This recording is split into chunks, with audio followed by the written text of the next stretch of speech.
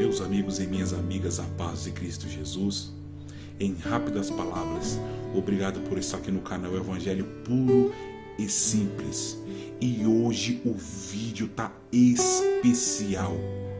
O tema escolhido foi Gálatas, capítulo 5, versículo 22 em diante, no qual o apóstolo Paulo, na sua primeira viagem, ele escreve aos Gálatas, relatando sobre os frutos do Espírito Santo. Deus me deu assim a sabedoria de separar 9 homens de Deus, cheios do Espírito Santo, para falar para nós quais são os 9 frutos do Espírito Santo. E eu quero deixar esse vídeo para você. Compartilha, dá um like. Se você conhece alguns dos 9 vasos de Deus, comenta aqui qual desses você conhece, tá bom? Que Deus em Cristo abençoe a tua vida. Gálatas, capítulo 5, versículo 22. Os frutos do Espírito. Cada pastor, cada evangelista, cada presbítero desse vídeo vai explicar um ponto. Que Deus abençoe a tua vida e que você saia edificado mais uma vez. Obrigado e dá um like.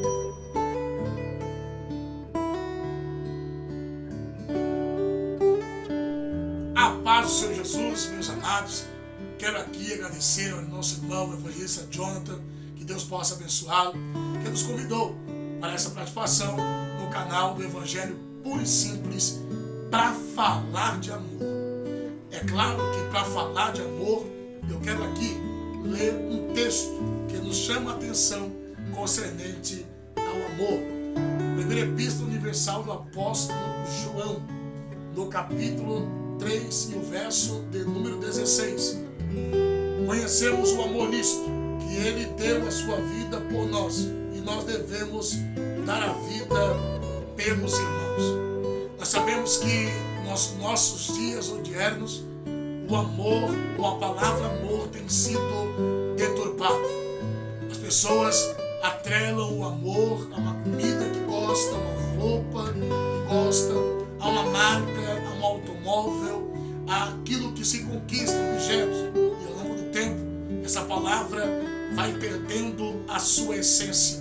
Nós temos, diante daquilo que vamos fazer aqui, a exposição, 4 tipos ou 4 palavras do amor que encontramos no grego. O amor fraternal, que é o amor, que é o storge, que é o amor pela família, que é o amor pelos filhos, o amor que é dedicado aos nossos filhos.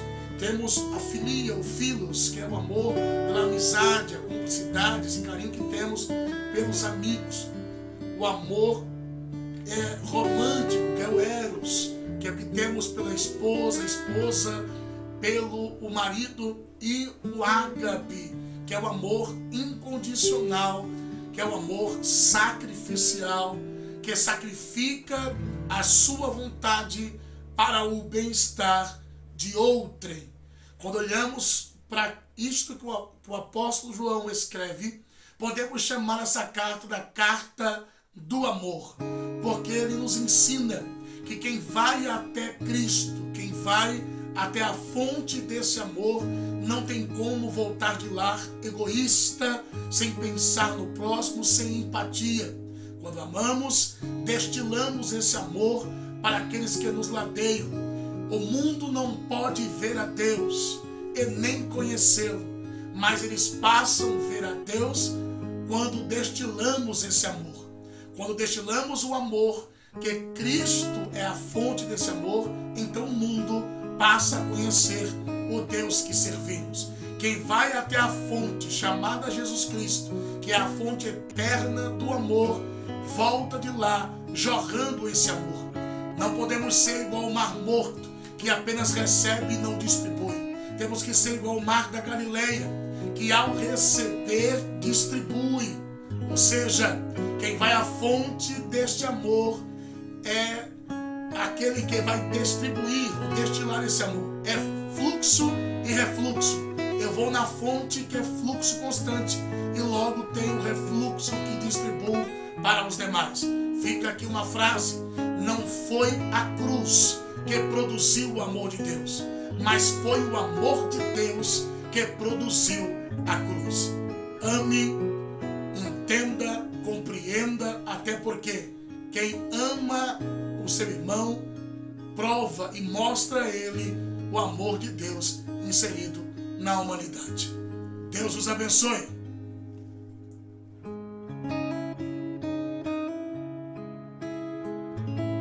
Senhor, sou o pastor Abner.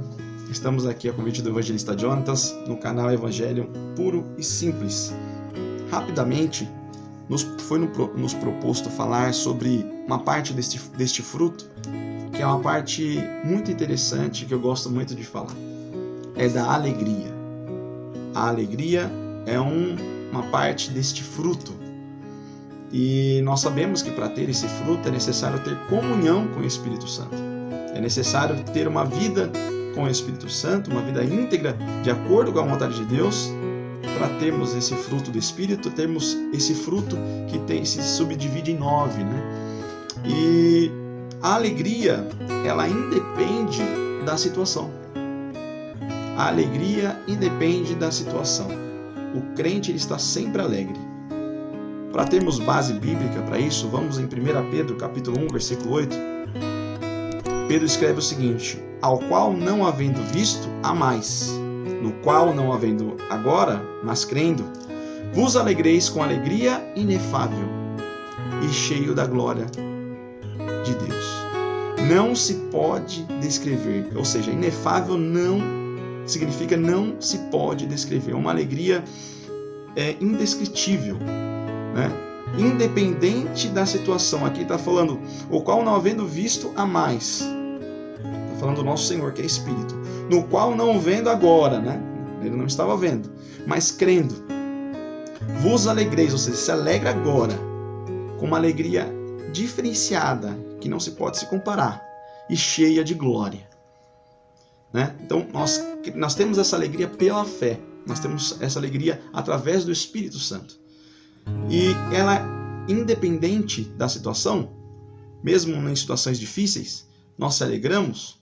Nós temos o texto de 2 Coríntios, capítulo 6, versículo 10, que Paulo escreve o seguinte: como contristados, ou seja, como tristes, mas sempre alegres, como pobres, mas enriquecidos, como nada tendo, mas possuindo tudo. Ou seja, independente da situação, está sempre alegre.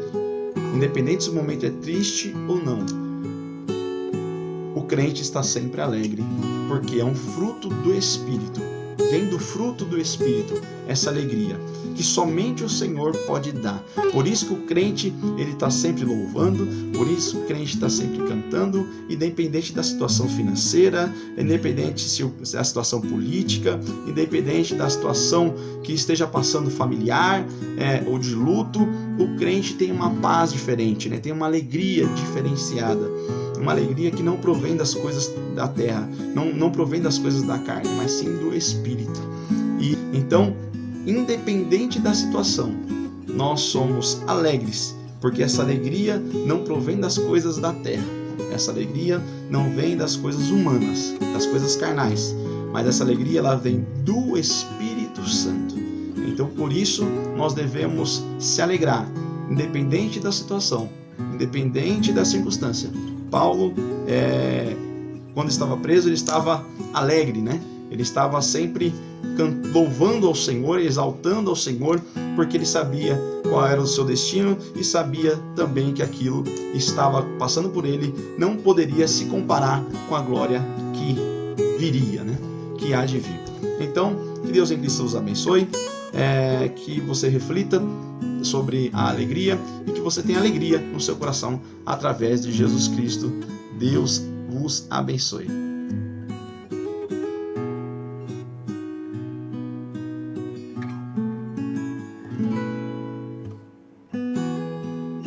A paz do Senhor Jesus, evangelista Jonatas, muito obrigado pelo convite. E falando de paz, eu deixo que está em João, capítulo 14, Verso 27, eu deixo a minha paz vos dou, não vos dou como o mundo a dá, não se turbe o vosso coração, nem se atemorize. Falando de paz, os homens buscam paz, buscam comprar a paz, buscam negociar a paz. Nós, muitas vezes, buscamos paz à nossa força, da nossa maneira, mas todas essas são paz incompletas, são paz falsas, são paz que não preenche o coração do homem. A única e verdadeira paz é a que vem de Cristo Jesus, e ela vem por intermédio de uma atuação do Espírito Santo em nossa vida. Essa paz nos faz ter a paz com Deus, que é saber que fomos perdoados de nossos pecados, de nossos erros, de nossas falhas, e nós temos a vida eterna com Deus. E essa paz é a paz de Deus, que excede o entendimento. Ou seja, você passará por lutas, desafios, problemas, tantas aflições nessa vida, mas quando o Espírito Santo gerou esse fruto em seu coração, você passa em paz. Por quê? Porque Deus está no comando, Deus está no controle, Deus cuida de todas as coisas. Essa paz, ela vai além do nosso entendimento. Às vezes alguém vai olhar para você e dizer como você continua tendo paz em meio a tanta tempestade. Ela é inexplicável, ela é uma atuação do Espírito em nossa vida. Por isso, uma vida de jejum, de oração, de santificação, de renúncia, de permissão, de permitir, melhor dizendo, com que o Espírito Santo trabalhe em nossa mente, trabalhe em nosso coração, produzindo essa paz, a paz que o mundo não tem, a paz que só o Espírito Santo pode dar. Uma paz que não é um pensamento positivo, não é uma ideia boa, não é um pensamento forte, nada disso. Ela é a atuação do Espírito Santo em nossa vida. Que você tenha paz, a paz que só o Espírito Santo pode dar. Deus abençoe em nome de Jesus.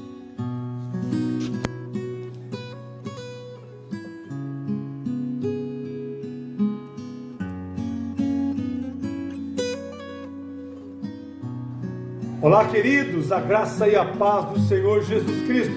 Sou o pastor Davi Bezerra e estou passando aqui para deixar uma palavra de Deus ao seu coração, através desse lindo canal e desafio que o Jonas nos fez em falar sobre um dos frutos do Espírito Santo. Mas não posso deixar o endereço de Gálatas, capítulo 5, e o versículo 22. Mas os frutos do Espírito é o amor, é a alegria, a paz, a paciência, a amabilidade, a bondade, a fidelidade, a mansidão e o domínio próprio. Contra estes frutos não há poder contra eles, mas quero falar sobre a paciência. A importância da paciência. Ter paciência é esperar o tempo certo das coisas.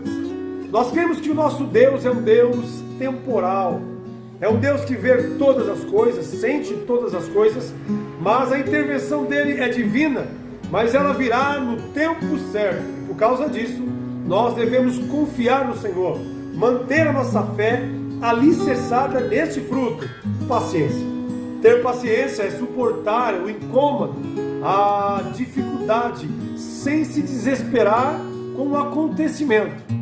É manter o lugar e a posição que Deus colocou você, sua vida, sua casa, seu casamento e a proposta para a vida dos seus filhos. É ficar, é esperar. Ter paciência é manter o caráter de Cristo enquanto esperamos pela resposta divina, pois os frutos do Espírito Santo e o fruto da paciência vai exalar o amor, a bondade, a graça, a misericórdia, porque eu espero em Deus. Eu me calo quando deveria responder. Eu fico quando a proposta me convida a ir. Não, você deve ir, você deve falar não. Esperei com paciência no Senhor, diz o salmista, e Ele ouviu a minha voz, teve compaixão de mim, e por isso estou vivo, e por causa disso Ele também tem me guardado. Ter paciência é depositar em Deus a nossa fé. É do alto. É de lá que vem o nosso socorro. É esperar em Deus. Ter paciência é um ato de fé. E eu quero convidar você a desfrutar de todos os frutos do Espírito Santo. Mas a paciência é manter-se firme no propósito. É ficar onde Deus nos colocou. não devemos ser impacientes, não devemos andar ansiosos por coisa alguma. Não, a proposta é: sede paciente, sede confiante, e Deus será contigo. Eu quero convidar você a depositar a sua fé em Deus, a confiar no Senhor, é se manter firme, é ficar, é esperar. Lembre-se que os discípulos tiveram que esperar o renovo, o Espírito Santo, para que aí sim eles pudessem sair à luta, lutar, ficar, ir.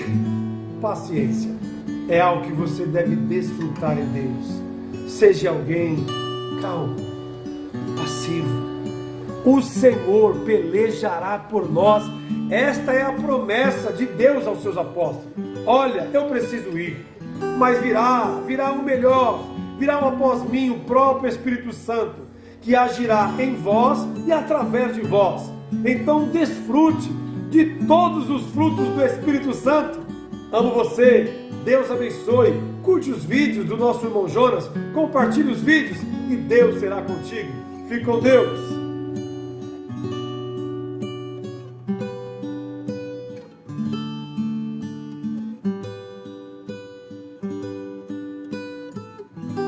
A paz do Senhor, presbítero Rogério Luiz aqui. Jonas, eu quero agradecer pelo convite para falar aí com vocês aí de todo o canal Evangelho Puro e Simples, que transformou a nossa vida. E quando nós aceitamos esse Evangelho puro e simples, o Espírito Santo ele passa a gerar em nós o fruto do Espírito. E um dos gomos desse fruto do Espírito é a amabilidade. Eu quero falar aqui, antes de falar sobre a amabilidade, eu quero apenas distinguir duas palavrinhas: amor de amabilidade. Amor não é amabilidade. Então, nós vamos primeiro aqui separar o que é um de outro.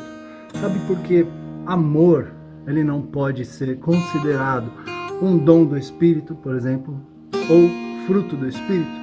Porque se eu acreditar, espero que os irmãos entendam isso, se eu acreditar que o amor ele é um dom dado por Deus a nós, eu poderia dizer aqui que se eu tiver alguém que eu preciso perdoar, que eu preciso amar, que é um antagonista meu, um adversário meu, eu posso dizer: eu não consigo amar essa pessoa porque Deus não me deu esse amor, não me deu esse dom. Esse dom ainda Deus não me deu, ou esse dom ainda não foi gerado em mim. Então o amor ele não pode ser um fruto, algo que Deus nos dá essa capacidade de amar alguém. Porque o apóstolo Paulo vem dizer em sua carta aos Coríntios que ele vem mostrar a nós um caminho ainda mais excelente, que é o caminho do amor. E o caminho, ele não é colocado em nós, ele não é dado a nós, ele é colocado diante de nós. Sendo assim, eu entendo que amor é um caminho que deve ser decidido seguir por ele ou não.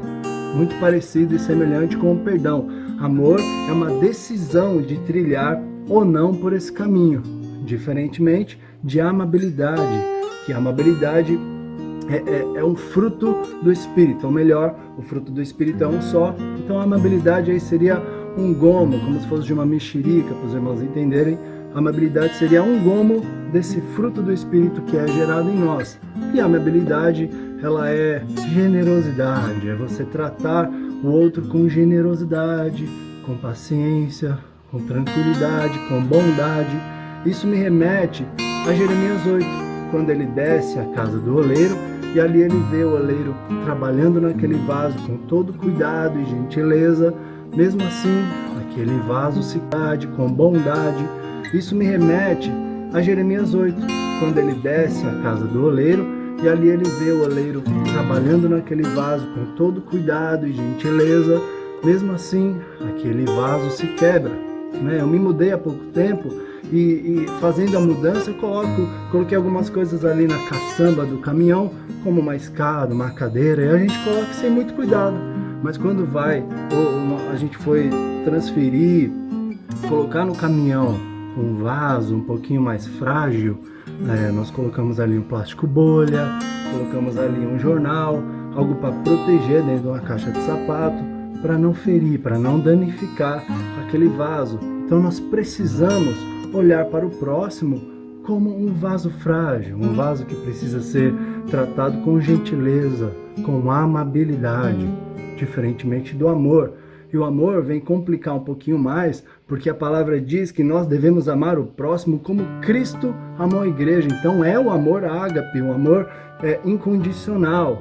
A amabilidade, diferente do amor, é o fruto que é gerado em nós. Gentileza, tratar o próximo com bondade, com cuidado, olhando para ele como um frágil vaso do Senhor.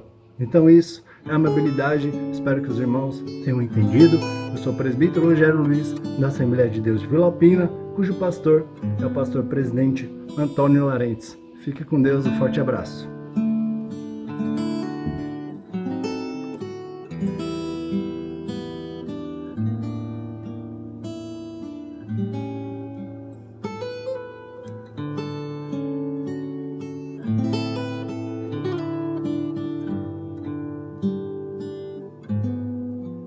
Meus irmãos, aceite a paz do Senhor Jesus. Quero aqui estar gravando esse vídeo à noite desse dia aqui pro canal do meu companheiro amigo evangelista Jonatas, Cristianismo Puro e Simples. Eu sou o presbítero Paulo da Assembleia de Deus, Ministério do Belém, setor 17. Nós estamos aqui com o intuito de falar sobre os frutos do Espírito, no qual está sobre a bondade. E analisando, estudando o dicionário bíblico, o Wycliffe, ele retrata a bondade como uma das características de Deus, na qual ela é passada para nós, os seres humanos, que somos criados à imagem e à semelhança de Deus. É bem verdade que quando nós falamos de imagem e semelhança de Deus, alguns subentendem que imagem e semelhança de Deus são a aparência física ou o corpo físico, mas nós sabemos que imagem e semelhança de Deus está relacionada com atributos morais de Deus sobre o ser humano, características como a razão, o nosso agir eticamente. E nós percebemos que Jesus, ao falar sobre bondade, ele tinha a visão de que o homem precisa ser igual a Deus em sua perfeição. É bem verdade que, baseado no Evangelho de Mateus, capítulo de número 5 e os versículos 48, nós vamos ver que Jesus ele diz: portanto, sede-vos perfeito como perfeito é vosso Pai Celeste. Então, por aí nós já subentendemos também que existe aí um atributo divino que é passado para o ser humano através da sua palavra, a revelação bíblica. É bem verdade que a bondade, ela tem por uma característica a virtude de misericórdia. Bondade e misericórdia estão intimamente entrelaçadas. E nós podemos perceber que Jesus, certa vez, indagado a respeito sobre a vida eterna, a qual o jovem chega e Jesus pergunta: bom mestre, o que farei eu para herdar a vida eterna? E Jesus diz: bom, só existe um que eu conheço, Deus. E ali nós percebemos que Jesus, ao afirmar isso, ele estava falando de uma bondade plena, porque muitos querem ser bons, mas nós sabemos que bom em toda a sua essência é Deus. Por isso que todos os salmos, e principalmente no Antigo Testamento, nós vamos ver que existe lá: louvai ao Senhor, porque Ele é bom, e a sua misericórdia, ou a sua benignidade, ou a sua bondade dura para sempre. Então, nesse sentido que nós estamos baseados na palavra de Deus, através desse fruto do Espírito, para ter essa característica divina em nós. nós precisamos ter essa característica divina em nós, para que então nós sejamos como Jesus declara no Evangelho de Mateus 5:48. Portanto, sede-vos perfeitos, como perfeito é o vosso Pai Celeste. Então nós precisamos entender que o fruto do Espírito está ligado à perfeição de Deus em nossa vida. É claro que nós sabemos que nunca vamos chegar à perfeição, mas se nós buscarmos o fruto do Espírito, especificamente essa bondade, nós vamos estar vivendo um Evangelho pleno na presença do Senhor. Que Deus possa abençoar a vida dos irmãos. Fiquem na paz do Senhor Jesus.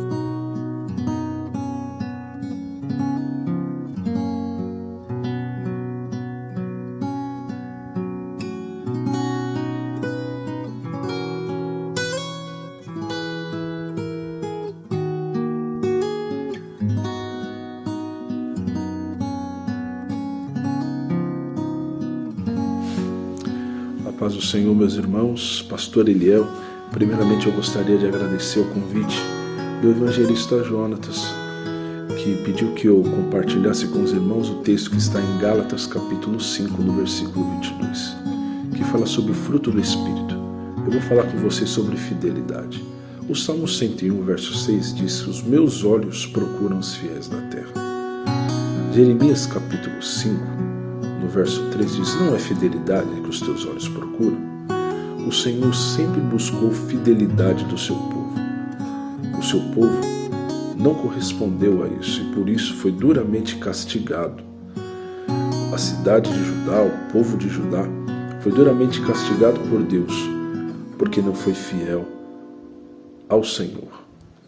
Nós precisamos saber que a fidelidade é o resultado do Espírito Santo agindo em nós. É por isso que quando Paulo escreveu a sua segunda carta a Timóteo, no capítulo de número 2, a partir do versículo 11, dizendo: digna é essa palavra de confiança. Se morrermos com ele nós também viveremos. Se perseverarmos, com ele também reinaremos. Se nós o negarmos, ele também nos negará. E se formos infiéis, ele permanece fiel, pois não pode negar a si mesmo. Fidelidade é um atributo de Deus. E nós, como seus filhos, devemos ter essa virtude na nossa conduta, na nossa vida. E este é o resultado que o Espírito Santo está agindo em nós. Fidelidade é algo que o Senhor se agrada. E por isso, nós precisamos demonstrar na nossa conduta, na nossa vida, que nós somos filhos de um Deus todo-poderoso, de um Deus fiel, que vela e que cumpre pela sua palavra.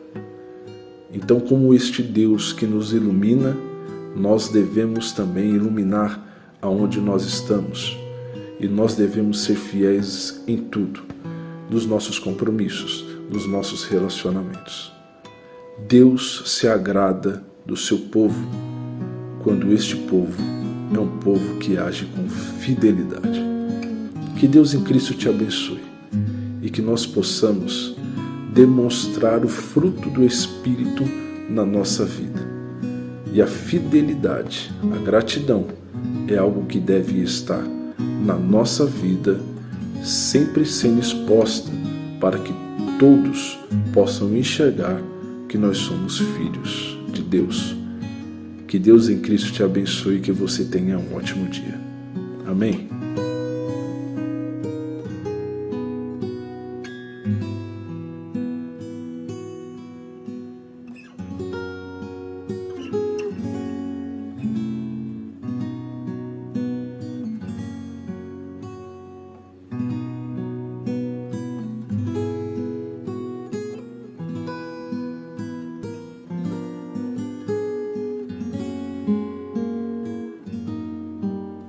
Louvado e engrandecido é o nome do Senhor. A paz do Senhor a todos. Glória a Deus.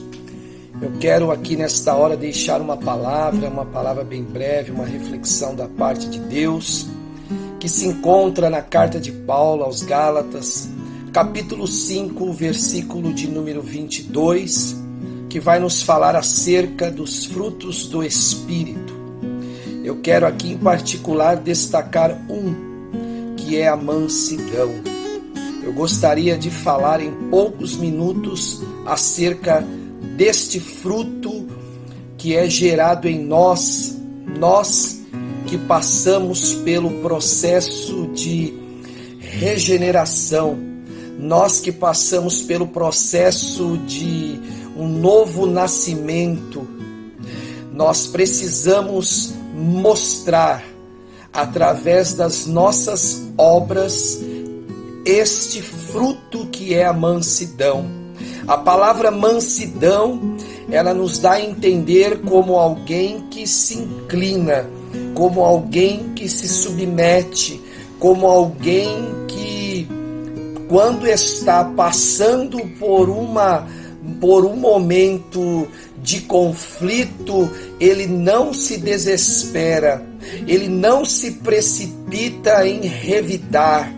Quando ele é atacado, ele não pensa em contra-atacar, ele age com mansidão, porque ele nasceu de novo e ele sabe que agora ele já não é mais quem ele era, como aquele cão bravo que agredia, como aquele cão bravo que quando alguém falava com ele, ele agia com rigidez, mas agora ele age com mansidão. Por quê? Porque no livro escrito por Mateus, no seu capítulo 11, este evangelho, versículo de número 29, diz assim: aprendei de mim, que sou manso e humilde de coração. Por quê? Porque nós aprendemos agora com Cristo a se parecer com Ele, a ter a sua semelhança e a sua imagem. E por isto mesmo Cristo, Ele nos ensina a sermos mansos como Ele foi. Jesus, mesmo sabendo de tudo que Ele estava proposto, das provas que Ele iria enfrentar, Ele foi blasfemado, Ele foi caluniado, injuriado, e Ele tinha todo o poder de revidar, de pagar com a mesma moeda. Porém, Ele, sendo manso e humilde de coração, Ele manteve-se sabendo que havia alguém que estava pelejando. Através da sua mansidão, que Ele manteve-se sempre manso, Ele venceu tudo, e através desta vitória nós também somos vencedores.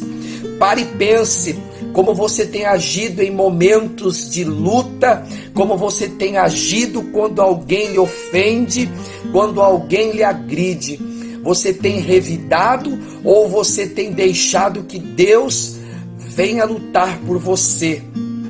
Pare e pense, em momentos quando alguém lhe agride, quais os frutos que tem destacado, qual fruto que tem manifestado na sua vida. Que nesta manhã você procure ser manso, porque a Bíblia diz que os mansos herdarão a terra. Existe uma recompensa para quem usa de mansidão. Pare e pense também, nesses momentos em que você é ofendido, o que Jesus faria no seu lugar. Amém? Deus abençoe em nome de Jesus.